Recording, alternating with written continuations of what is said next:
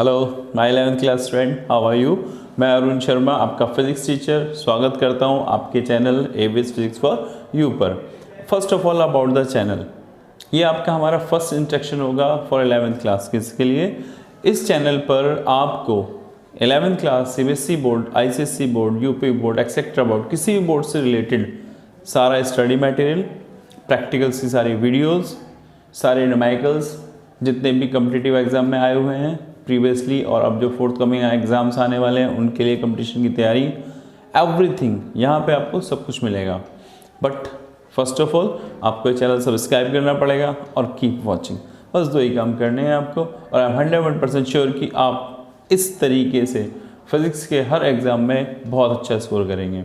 मैं अपने पूरे एक्सपीरियंस के साथ ये कहना चाहूँगा कि if you watch continuously this channel you will be 100% succeed in a physics. Class 11th की सीरीज़ में जो हम सबसे पहले चैप्टर शुरू करते हैं वो होगा हमारा डायमेंशन एनालिसिस। यहाँ से हमारा 11th क्लास का चैप्टर शुरू हो जाता है, सिलेबस मूव करना शुरू कर देता है। अब डायमेंशन एनालिसिस पहले हम स्टडी करते हैं अबाउट देयर सिलेबस, आखिर डायमेंशन एनालिसिस में हमें पढ़ना क्या गया है। Next class 11th topic dimension, देखते हैं इसका सिलेबस क्या है हमारे पास। फर्स्ट ऑफ ऑल डायमेंशन,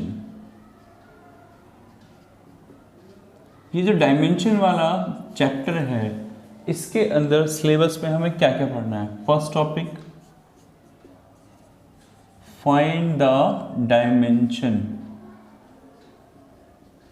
हमें जितनी भी यूनिट्स होती हैं, एरिया, वॉल्यूम, प्रेशर, इन सब का डायमेंशन निकालना आना चाहिए। दूसरा चेकिंग प्रोसेस, ये प्रोसेस क्या है, इसमें हम सीखेंगे कि कोई भी पर्टिकुलर फॉर्मूला अगर हमें गिवन है तो इट इज़ राइट और रॉन्ग, वो फॉर्मूला बिल्कुल ठीक है या गलत है।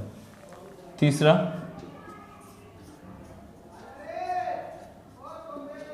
Correction process.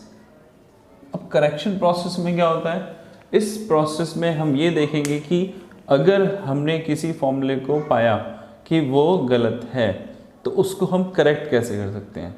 सपोज कोई फॉर्मूला मिला हमें F=m⁴A⁴, कहीं हमें मिला तो ये तो गलत है फोर्स का फॉर्मूला। पहले हम जस्टिफाई करेंगे डायमेंशन के एनालिसिस वाले कॉन्सेप्ट से कि वो रॉन्ग है और फिर उसको करेक्शन वाले प्रोसेस के थ्रू उसके सही फॉर्मेट में कन्वर्ट करेंगे, ये है correction process. Next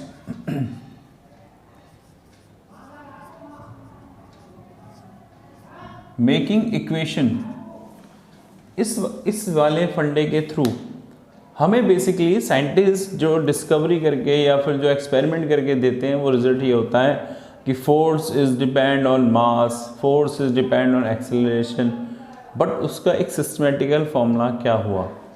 suppose centripetal force is depend on mass, centripetal force depend on speed, centripetal force depend on the radius, but इसका एक सही सीक्वेंस में फॉर्मूला क्या आया, वो फॉर्मूला हमें देता है डायमेंशन एनालिसिस का ये वाला concept, making equation. After this, इसके बाद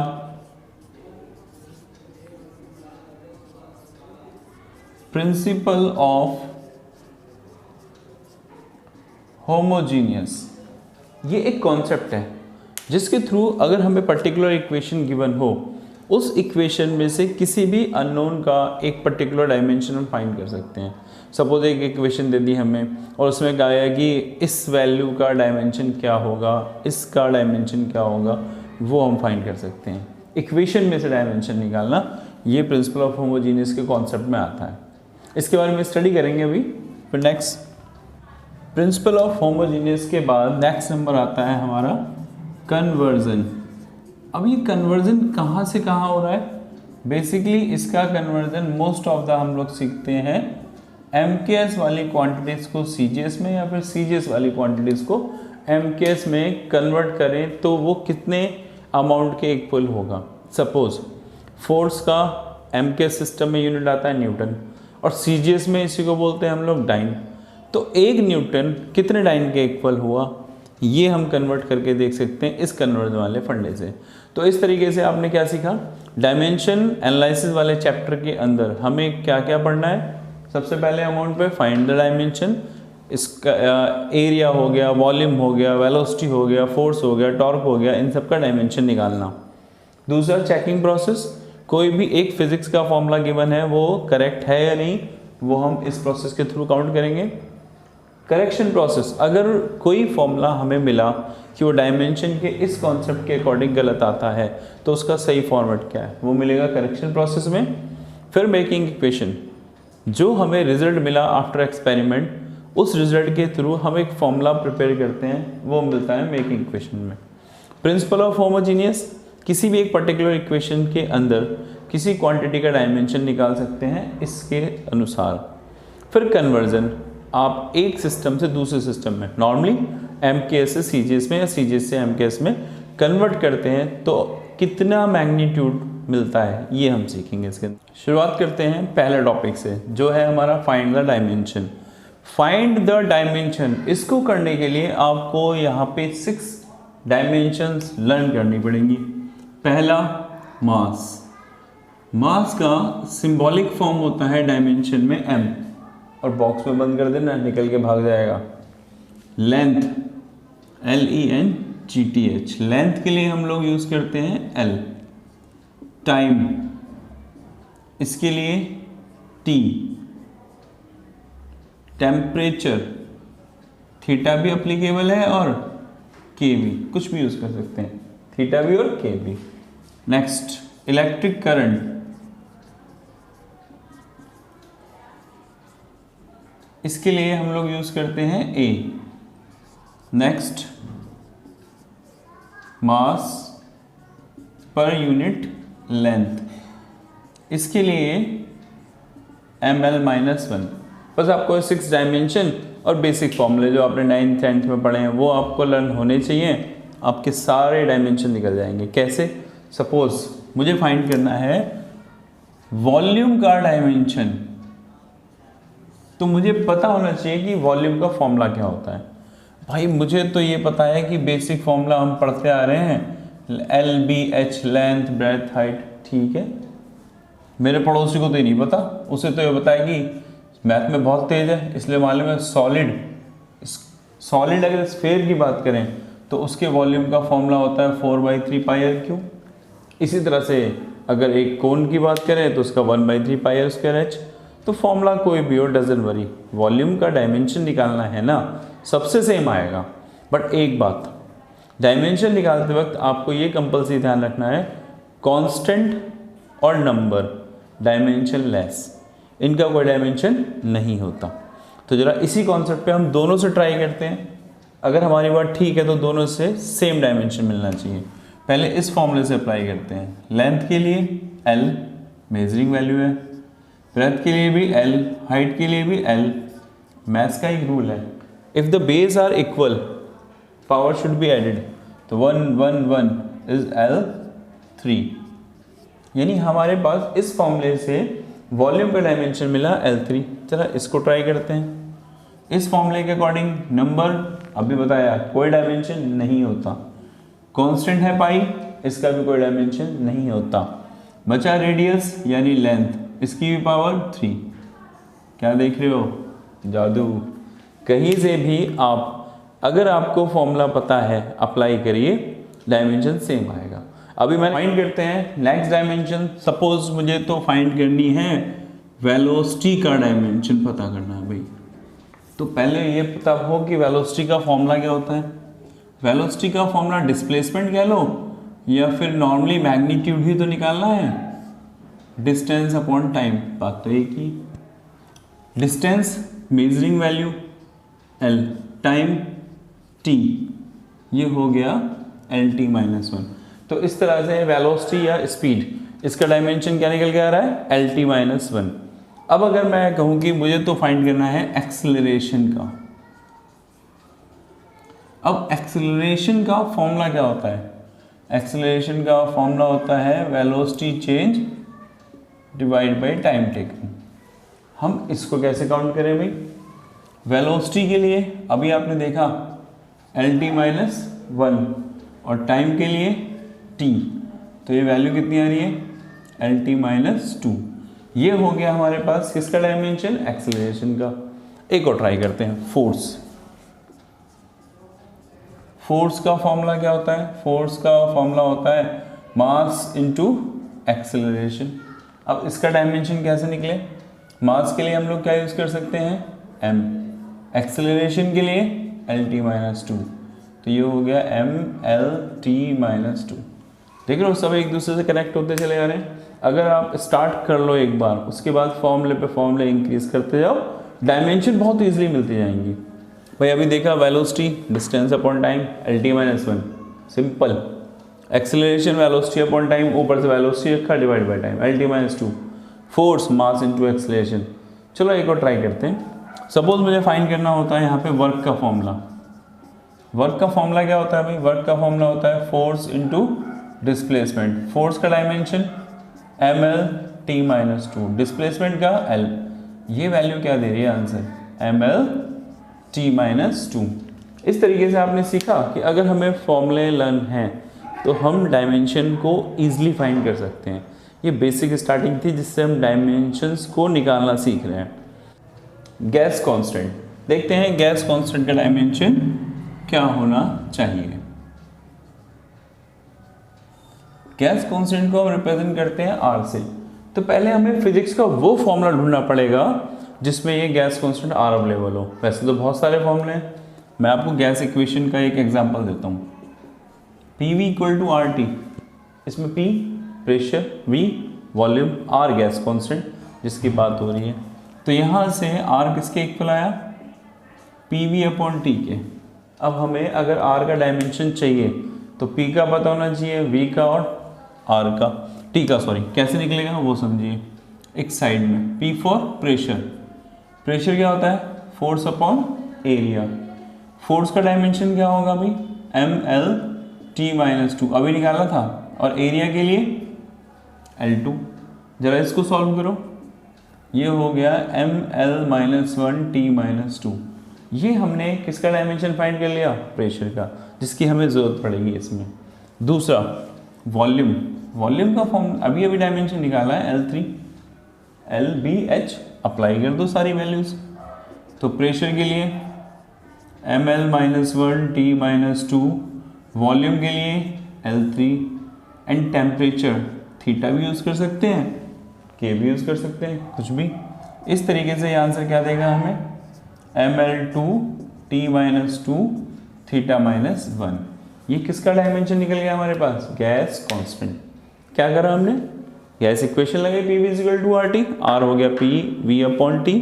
प्रेशर का डायमेंशन कैसे निकाला, फोर्स अपॉन एरिया से, फोर्स हो गया MLT-2 upon area A2, divide की हमने कैलकुलेशन वैल्यू, तो ML-1T-2, वॉल्यूम होता है L3। दोनों वैल्यूज को प्लेस किया, हमें मिल गया गैस कांस्टेंट का डायमेंशन ML2T-2 θ-1। तो होप्स आप समझ चुके होंगे कि हमारे फर्स्ट स्टेप में अगर हमें फॉर्मूला लर्न है तो हम डायमेंशन फाइंड कर सकते हैं। डिस्कशन करने आ रहे हैं हम चेकिंग प्रोसेस पे। जैसे मैंने बताया था, इस प्रोसेस को हम कैलकुलेशन में यूज़ कर सकते हैं कि कोई फॉर्मूला हमारा ठीक है या गलत, ये पता करने में। अब मैं एक एग्जांपल लेके चलता हूँ। सपोज मेरे पास सेंट्रीपिटल फोर्स का फॉर्मूला है m⁻², v⁻3, r⁻6। ये हमें एक इक्वेशन दे दी गई सेंट्रीपिटल फोर्स की, बट नॉट श्योर कन्फर्म कि ये इक्वेशन ठीक है या गलत है। हमें जस्टिफाई करना है कि सेंट्रीपिटल का जो फॉर्मूला है उसमें यही वाला फॉर्मूला इक्वेशन अप्लाई होगा। अब ये एक्यूरेट है या नहीं, कैसे जस्टिफाई करेंगे वो आप सीखिए इस वाले ब्रांच में। ज़रा गौर से देखिए। सबसे पहले इसमें करना क्या होता है, हम मैथमेटिकल्स कैलकुलेशन करेंगे, वही लेफ्ट का डायमेंशन, राइट का डायमेंशन। अगर दोनों का डायमेंशन इक्वल आ गया तो इट मीन्स आपका फॉर्मूला ठीक है, और अगर लेफ्ट और राइट का डायमेंशन इक्वल नहीं आता तो इसका मतलब ये फॉर्मूला गलत है। तो पहले मैंने लिया यहाँ पे लेफ्ट हैंड साइड को। लेफ्ट में क्या दिख रहा है हमारे पास, F यानी कि फोर्स। तो फोर्स का डायमेंशन अब तक तो हम याद कर चुके हैं, MLT-2। ये हो गया हमारा LHS के लिए। अब देखते हैं राइट हैंड साइड में। राइट हैंड साइड में हमारे पास है M2V3 r⁻6। जरा इनकी डायमेंशन प्लेस करते हैं। मास के लिए हम लोग यूज़ किया है m⁻2, वेलोसिटी के लिए L3 माइनस 1 पावर 3, रेडियस के लिए L पावर 6, कैलकुलेट करिए, m की पावर 2, ये L3 कैंसिल हो जाएगा, कितना बचेगा L की पावर माइनस 3, t माइनस 3। इससे कैलकुलेशन से साफ दिख रहा है LHS not equal to RHS। इस वाले कंडीशंस में हम क्या देख पा रहे हैं, इसमें हमें ये पता करना था कि कोई भी इक्वेशन हमारे पास जो गिवन है वो एक्यूरेट है या नहीं। हमने कैसे किया, सबसे पहले लेफ्ट हैंड साइड को लिया, लेफ्ट में क्या है फोर्स, रख दिया dimension MLT minus 2, right hand side को लिया m की पावर 2, v की पावर 3, r की पावर 6, इनके डायमेंशंस को रखा। जब कैलकुलेट किया तो मालूम पड़ा कि लेफ्ट हैंड साइड का डायमेंशन राइट हैंड साइड के डायमेंशन के इक्वल नहीं है। इट मीन्स ये जो हमें फॉर्मूला गिवन है ये बिल्कुल रॉन्ग है। कैलकुलेशन से ये मालूम पड़ा कि ये फॉर्मूला रॉन्ग है क्योंकि लेफ्ट और राइट का डायमेंशन इक्वल नहीं है। अब हमें इसका सही फॉर्मेट पता करना है, तो उसके लिए सबसे पहले ये देखो कि एग्जैक्टली में फोर्स डिपेंड किस पे कर रहा है, क्योंकि साइंटिस्ट जब एक्सपेरिमेंट करते हैं तो अपने रिजल्ट में यही बताते हैं कि बस फोर्स डिपेंड ऑन जिस चीज़ पे डिपेंड कर रहा है। यहाँ किस पे डिपेंड कर रहा है, मास पे, वेलोसिटी पे, रेडियस पे। साइंटिस्ट किसी फॉर्मूले को नहीं बताते। अब वो फॉर्मूला तो हमें पता करना है, तो गौर से देखिए हम इसके सही फॉर्मेट को कैसे निकालेंगे। Force depend on mass, velocity and radius, तीन क्वांटिटीज पे डिपेंड कर रहा है। कैसे डिपेंड कर रहा है वो तो भूल ही जाओ क्योंकि वो रॉन्ग था। अपनी तरफ से इनकी नई पावर एज्यूम करो, like A, B and C। ये हमने अपनी तरफ से काउंट कर लिया कि फोर्स तो डिपेंड करता है मास की पावर A पर, वेलोसिटी की पावर B पर, रेडियस की पावर C पर। अब देखना है कि सही फॉर्मूला क्या बनता है। यहाँ पे कांस्टेंट आया, मास के लिए m हो गया, वेलोसिटी के लिए v, रेडियस के लिए c। ये हो गया हमारे पास जो इक्वेशन हमने लेट किया है। अब हम इसकी वैल्यू निकालना चाहते हैं। सबसे पहले हमने यूज़ किया डायमेंशन। फोर्स के लिए MLT माइनस 2, मास के लिए कांस्टेंट तो भूल ही जाओ, मास के लिए हो गया m, वेलोसिटी के लिए LT माइनस 1, रेडियस के लिए L। ये हमने सबका डायमेंशन प्लेस किया। अब इनको हम डिस्ट्रीब्यूट करते हैं अलग अलग। यहाँ पे m की पावर 1, L की पावर 1, T की पावर माइनस 2, ये हमने इनको अलग अलग कर दिया। अब जरा यहाँ देखो, m की पावर A, L की पावर B भी है और T की पावर भी माइनस B है, L की पावर C, ये सबको हमने अलग अलग डिस्ट्रीब्यूट कर दिया। अब इनको दोबारा से अरेंज करते हैं सिंपली। m की पावर 1 है, L की पावर 1 है, T की पावर माइनस 2 और यहाँ पर m तो सिंगल है इसलिए उसकी पावर A, L 2 है। तो मैथ्स का रूल है if your base are equal power should be add, तो power B plus C and about the T इसकी पावर हो गई माइनस B। ये हमारे पास एक इक्वेशन आया। इसके बाद हम शुरू करते हैं नेक्स्ट फॉर्मेट। क्या, अब हम कंपेयर करेंगे। कंपेयर कैसे करना है, 1 बाय 1 सीखिए। पहले हम कंपेयर करते हैं m को, यह है कंपैरिजन का साइन। इस साइड m की पावर कितनी है a और यहाँ पे कितनी है 1, तो a किसके इक्वल आया 1 के। कंपेयर करते हैं हम लोग l को, ये हम l को कंपेयर कर रहे हैं। चलो देखो l की पावर इस तरफ कितनी है b प्लस c और यहाँ पे l की पावर कितनी आई 1, तो b प्लस c किसके इक्वल आ रहा है 1 के। कंपेयर करते हैं हम लोग t को, यहाँ पे t की पावर कितनी है हमारे पास माइनस b और यहाँ t की पावर कितनी आ रही है माइनस 2, तो b कितना आया 2। हमें अब तक a की वैल्यू मिल चुकी है 1, b की वैल्यू मिल चुकी है 2। अब हम ये वैल्यू b की यहाँ प्लेस करते हैं, तो 2 plus c equal to 1, it mean c is equal to minus 1। ये हमने a b c की वैल्यूज फाइंड कर ली जो हमने इक्वेशन लेट की थी उसके अकॉर्डिंग। अब ये सारी वैल्यू हम इस इक्वेशन में प्लेस करना चाहेंगे। जरा देखो f, ये इक्वेशन में प्लेस कर रहे हैं हम, f is equal to k, m की पावर कितनी है a और a की वैल्यू कितनी आई हमारे पास 1, क्लियर। फिर v की पावर b और b की पावर कितनी है हमारे पास 2। नेक्स्ट r की पावर c और c की पावर कितनी है माइनस 1। ये हमें एक इक्वेशन से बन रही है, इसको सिंप्लीफाई करते हैं हम, k m v स्क्वायर और r का चला जाएगा नीचे। ये है आपका सेंटीमीटर फोर्स का बिल्कुल accurate formula, F is equal to M V square upon R. Clear? एक बार क्विक रिव्यू करते हैं, हमने अब तक क्या सीखा था। पहले हम चेक करते थे कि ये हमारा इक्वेशन ठीक है या नहीं है, उसके लिए लेफ्ट का डायमेंशन, राइट का डायमेंशन, अगर दोनों का डायमेंशन सेम आता है तो वो फॉर्मूला ठीक, और नहीं आता तो रॉन्ग। जैसा इसके साथ हुआ था, F इक्वल टू एम की पावर 2 वी की पावर 3 और अपॉन में आर की पावर 6, दोनों तरफ का डायमेंशन सेम नहीं आया था, इसका मतलब ये फॉर्मूला रॉन्ग था। इसको करेक्ट कैसे करा? F किस किस पे डिपेंड कर रहा है? M पर, V पर और हमारे R पर। इनकी पावर अपनी तरफ से हमने एग्ज्यूम कर ली A, B, C। तो हमारी तरफ से जो लेट इक्वेशन बनी, जो हमने लेट कर ली, F is equal to K, M की पावर A, V की पावर B, R की पावर C। फिर हम पूरी इक्वेशन में सबका डायमेंशन रखते हैं, रिजॉल्व करते हैं, सबको वन साइडेड कॉमन करते हैं, फिर कंपेयर करते हैं। कंपेयर कैसे? यहाँ पे m की पावर a, यहाँ m की पावर 1, तो a किसके बराबर आया? 1 के। कंपेयर करते हैं l को, l की पावर यहाँ पे कितनी है? b प्लस सी, और यहाँ पर 1, तो b प्लस सी किसके बराबर आया? 1 के। कंपेयर करते हैं t को, कितनी पावर है? माइनस b, और यहाँ पे -2, तो b किसके इक्वल आया? 2 के। और इसी तरीके से जब b की वैल्यू को यहाँ प्लेस किया तो क्या मिला हमें? c equal to -1। ये सारी की सारी वैल्यू जब हमने प्लेस की इक्वेशन 1 में, तो हमें राइट इक्वेशन मिली, F is equal to M V square upon R. इसी चीज़ को एक और एग्जांपल से समझते हैं, one more try. Suppose question है कि time period is depend on d की पावर 2 r अपॉन s। ये हमें कोई एक इक्वेशन दे दी किसी क्वेश्चन में। अब हमें ये पता करना है कि फर्स्ट ऑफ ऑल कि ये राइट है इक्वेशन या नहीं, और रॉन्ग है तो करेक्ट कैसे करना है। इसके लिए हम लोग क्या करते हैं? सबसे पहला काम, इन सब जो जो इसमें आए हुए हैं इनका डायमेंशन पता करते हैं। पहले डेंसिटी, डेंसिटी का फॉर्मूला क्या होता है भाई? डेंसिटी का फॉर्मूला होता है मास अपॉन वॉल्यूम। मास के लिए हम लोग यूज़ करते हैं m, और वॉल्यूम के लिए L3। तो इस तरीके से डेंसिटी का डायमेंशन तो मिला ml-3। इसमें एक चीज़ और आई हुई है s। S को बोलते हैं हम लोग सरफेस टेंशन। इसका फॉर्मूला क्या होता है? Force upon length. फोर्स के लिए mlt-2 डिवाइड बाई लेंथ, ये हो गया mt-2। और डोंट वरी, ये सारे फॉर्मूले धीरे धीरे आपको लर्न हो जाएंगे। रोज 5-5, 5-5, 10-10 फॉर्मूले याद करना, सब क्लियरफाई हो जाएंगे। अब हमें डायमेंशन तो सबका मिल चुका है। फर्स्ट कॉन्सेप्ट हमें पता करना है, इट इज़ राइट और रॉन्ग।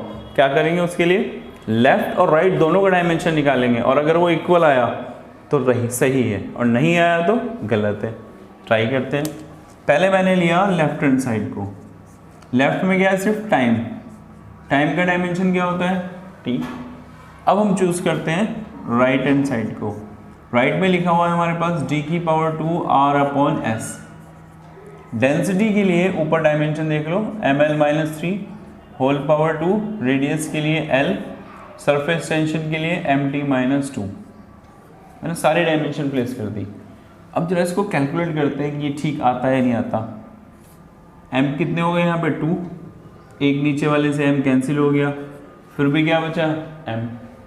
l कितने यहाँ पे? -3 की पावर 2 यानी -6, उसमें से एक रिमूव कर दो, -5। t-2 बढ़ाया कैसा हो गया? प्लस का 2। क्या दिखाई दे रहा है आपको? LHS not equal to RHS, यानी अगेन ये भी गलत है। एक बार फिर से, आपने करा क्या? आपने सिर्फ इस फॉर्मूले में लेफ्ट का डायमेंशन लिया, राइट का डायमेंशन लिया, और उन सबको बराबर जब कैलकुलेट किया तो देखा लेफ्ट हैंड साइड का डायमेंशन राइट हैंड साइड के डायमेंशन के इक्वल नहीं है। इसका मतलब ये फॉर्मूला हमारा रॉन्ग हुआ। करेक्ट करने के लिए सबसे पहले हमें क्या पता होना चाहिए कि टाइम डिपेंड किस पे कर रहा है? किस किस पे डिपेंड कर रहा है? डेंसिटी पर, रेडियस पर, सरफेस टेंशन पे। इनकी पावर क्या लेट कर लेंगे आप? A, B और C, जैसा अभी हमने किया था। फिर T इज इक्वल टू एक कॉन्स्टेंट लगाते हुए D की पावर A, R की पावर B और S की power C। Is it clear? अब क्या रह गया काम? अब तो बस हमें इनका डायमेंशन प्लेस करना है। तो डायमेंशन रखते हैं। टाइम के लिए T, कॉन्स्टेंट तो छोड़ ही दो। डेंसिटी के लिए ml-3, रेडियस के लिए L, सरफेस टेंशन के लिए M T-2, ये हमने सरफेस टेंशन के लिए यूज़ किया। अब फिर से यहाँ पे गौर करिएगा, M है नहीं इसलिए उसकी पावर 0, L नहीं है इसलिए उसकी पावर भी 0, T की पावर 1, और यहाँ पर M की पावर A भी है, M की पावर C भी है, तो फिर वही बेस इक्वल है, पावर ऐड, तो M की पावर हो गई A plus C। And what about the L, यहाँ पर -3 है, इसमें plus B, same base equal power add हो गई। And what about the T हमारे पास आ गया -2C, समराइज कर दिया। अब कंपेयर करते हैं, पहले किससे कंपेयर करेंगे हम, M से। यहाँ M की पावर कितनी है, A प्लस C, और यहाँ पर 0, A plus C equal to 0। Compare करते हैं L से, कितनी पावर दिख रही है यहाँ पे, -3A प्लस B, और यहाँ पर L की पावर 0। कंपेयर करते हैं T से, कितनी पावर है यहाँ पे, -2C, और यहाँ पर 1। ये हमारे पास एक इक्वेशन प्रिपेयर हुआ। यहाँ से C की वैल्यू कितनी आ रही है, -1/2। हमने C की वैल्यू फाइंड की -1/2। अब इस C की वैल्यू को अगर मैं इसमें प्लेस कर दूँ तो देखिएगा ना भाई, A plus C equal to 0 है, तो A प्लस -1/2 इक्वल टू 0, तो A कितना आ गया, प्लस का 1/2। A की वैल्यू मिल गई, C की वैल्यू मिल गई, किसकी वैल्यू रह गई, B की। ये दिख रहा है आपको equation, -3A plus B equal to 0। यहाँ पर A की वैल्यू प्लेस करते हैं, 1/2 प्लेस करी, प्लस B इक्वल टू 0, तो B कितना आया हमारे पास, 3/2। इस तरीके से हमें किस किस की वैल्यू मिल गई, A की, B की, C की। अब ये वैल्यू हम कहाँ प्लेस करेंगे, इक्वेशन नंबर 1। अब तक हम A, B, C इनकी वैल्यूज निकाल चुके हैं। A की वैल्यू 1/2 निकाली थी, B की वैल्यू थी 3/2 और C की वैल्यू -1/2। ये सारी वैल्यू हम इक्वेशन 1 में प्लेस करते हैं। देखिए क्या मिलता है, T is equal to K, D की पावर A जो है हमारे पास 1/2, R की पावर B 3/2, S की power C -1/2। Best opinion is that जो माइनस का उसे प्लस का कर दो। कैसे करना है वो समझो। ये तो है ही पॉजिटिव, ये भी पॉजिटिव है, इसको सीधे नीचे पहुंचा दो, हो गया पॉजिटिव। क्लियर। यहाँ पे गौर करिएगा, सब पे हाफ लगा है। हाफ का मतलब क्या होता है, अंडर, सब पे रूट आ जाएगा, D पर, R पर, S पर, लेकिन R पे 3 और एक्स्ट्रा है, वो एज इट इज। ये है आपका accurate formula, T is equal to K dr3/S। तो आज की क्लास में हमने अब तक क्या सीखा, हमने 11th क्लास के डायमेंशन वाले टॉपिक में ये सीख लिया, डायमेंशन कैसे निकालते हैं, किसी भी गिवन इक्वेशन को चेक कैसे करते हैं, और अगर वो इनकरेक्ट हो तो करेक्ट कैसे करते हैं। होप सो यहाँ तक आपको सब समझ में आ गया होगा। ये था पार्ट 1। अगले बचे हुए सेकंड पार्ट में हम पढ़ेंगे अबाउट द कन्वर्जन, कैसे हम MKS और CGS या फिर एक नए सिस्टम में कन्वर्ट कर सकते हैं, और हम लोग पढ़ेंगे प्रिंसिपल ऑफ होमोजीनियस, और जितने टॉपिक हमने पढ़ लिए हैं इनसे रिलेटेड एक लेवल ऊपर क्वेश्चंस कैसे आते हैं। अगले पार्ट में हमारा डायमेंशन पूरा फिनिश हो जाएगा। कीप वॉचिंग, कंटिन्यू रहिए और इस चैनल के साथ अटैच रहें। जितना आप इस चैनल के साथ अटैच रहेंगे, डे बाय डे आपको नई नई वीडियोस मिलती रहेंगी और आप उनसे फिजिक्स में काफ़ी नई नई चीज़ें सीख पाएंगे। अभी इसी चैनल में हम एक नई चीज़ और शुरू करने वाले हैं, interesting fact about the physics. ये बिल्कुल एक नई तरीके से कॉन्सेप्ट होगा। फिजिक्स की वो चीज़ें जो हम लोग नॉर्मली पढ़ते हैं उनसे अलग भी कुछ है, हम उनके बारे में डिस्कशन करेंगे। वो भी आप देखिएगा, उसमें आपको ज़्यादा इंटरेस्ट आएगा, जिससे आपका फिजिक्स में इंटरेस्ट इंक्रीज होगा।